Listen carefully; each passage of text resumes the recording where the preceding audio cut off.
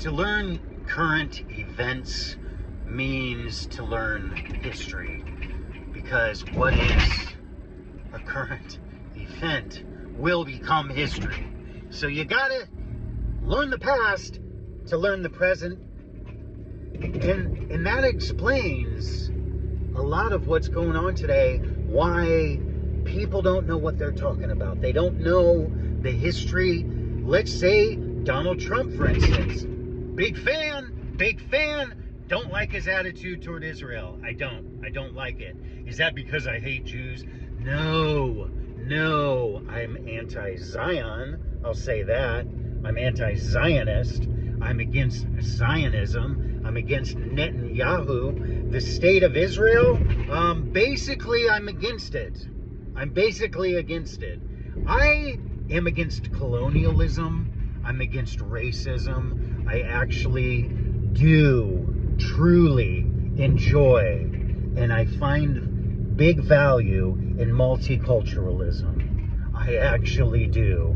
It's not blah, blah, blah, lip service. I've spent time with the Lakota, and I've spent time with people of all different religions. I'm not religious, but I find religion absolutely beautiful. You have to learn all the religions to learn what religion is about. I'm not a believer, and therefore I don't reject any other religions, because I'm not part of one to reject the others. You know, it's like comparative religion.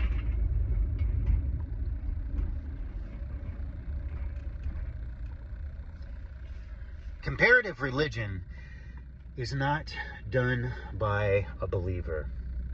I suppose you can be a believer in a religion, but you'd have to be a pretty open-minded religious believer to, let's say, be a Jew or a Christian or a Muslim and thoroughly understand the other religions objectively. It's hard to do that. It's hard for us to do that.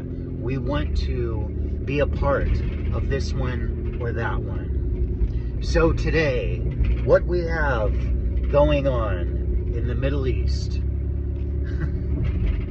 anti-Semitism is not even the correct word, because Palestinians are more Semitic than most of those Jewish people. We have racism going on in the Middle East.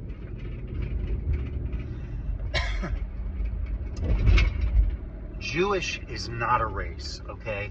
Still today, people do not understand this. You cannot look at an Arab Jew and say, this guy is the same race as a German Jew. That's ridiculous. That's ridiculous. Do I look Arab? No. Do I look black? Do I look African? Race is real. It's a real thing. Jews are not a race. They're not a race. That's why in Israel, it's illegal. You have to have a court order in order to check your DNA. And once you do check your DNA, you are not allowed to share it. Let that soak in. That's why. Because it's a bunch of Europeans in the Middle East stealing land from brown people.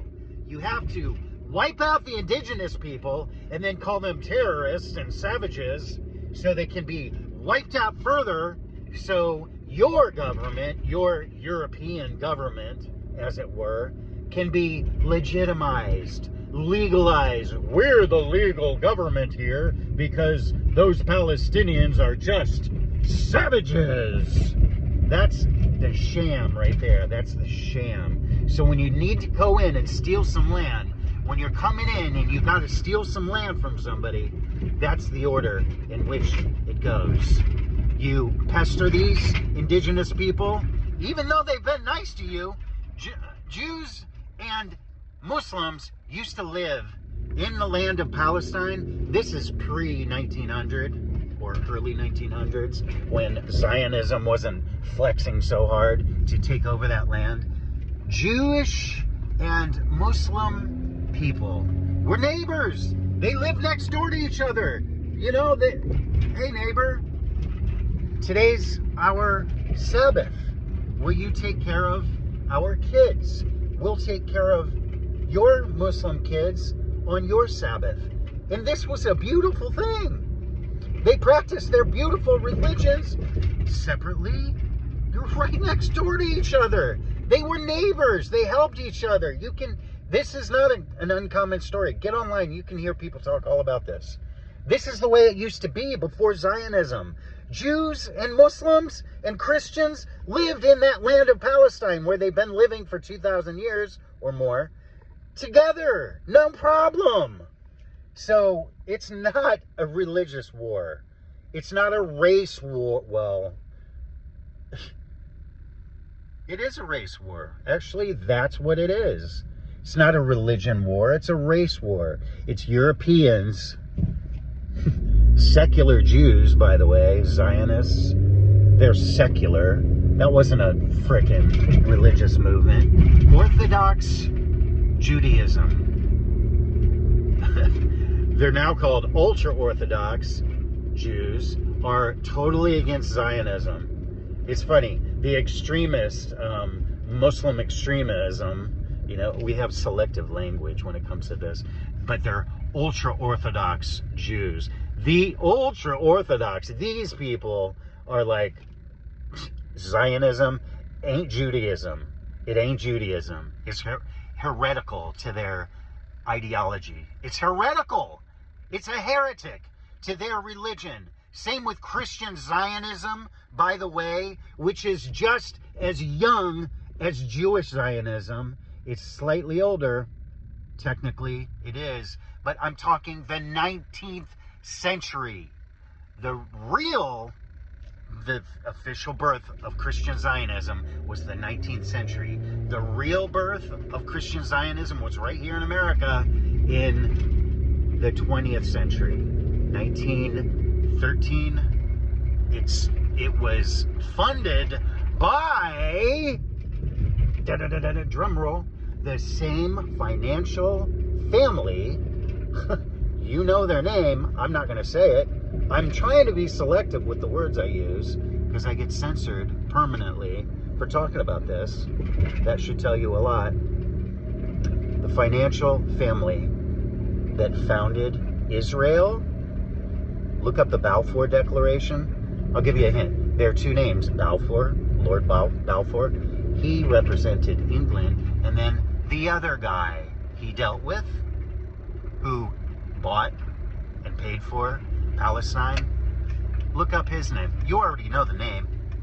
Anyway, that Lord also paid for Christian Zionism to be propagated through the Oxford University Press. Same family. Lord, The same family that founded Zionism founded Christian Zionism. Not founded, but you look it up. The Schofield Bible was promoted by Oxford University Press and paid for by this one particular family who is so wealthy today that they don't show up on any billionaires list. They've been... Elon Musk is the word. No, he's not. He's not the world's richest person. Not by a long shot. He's a middleman. We're talking the real owners of the world. If you can buy Palestine, you're pretty rich. World wars fought for this family, including our own civil war. It's nasty business, boys.